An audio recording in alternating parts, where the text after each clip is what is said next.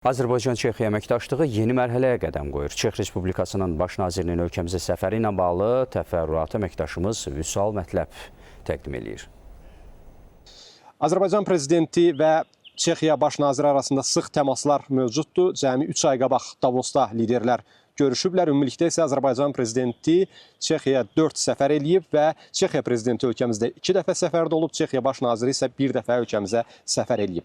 Siyasi dialoq yüksək səviyyədədir. 2015-ci ildə tərəflər bunu strateji tərəfdaşlıq səviyyəsində rəsmiləşdiriblər.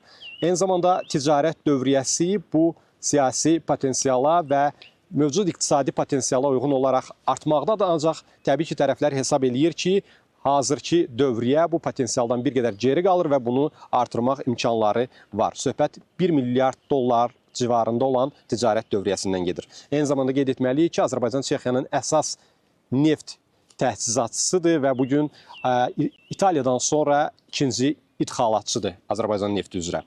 Və qeyd etməliyik ki, Praqa, Çexiya paytaxtı bizim üçün sülhə gedən yolda mühüm dayanacaq idi. 2022-ci ildə Azərbaycan və Ermənistan arasında Praqada aparılan, oktyabr ayında Praqada aparılan müzakirələr qarşılıqlı olaraq ərazi bütövlüyünün tanınması ilə yekunlaşmışdı və bugün oradan başlamış sülh prosesi nəticədə bugün Cənubi Qafqazda uğurla yekunlaşmaqdadır. Azərbaycanın sülh təşəbbüsləri reallaşmaqdadır və indi bu sülh Çexiyanı, Çex iş adamlarını bölgəyə gətirir və dünyanın diqqət mərkəzini yaradılan sülh modeli ilə özünə cəlb edir.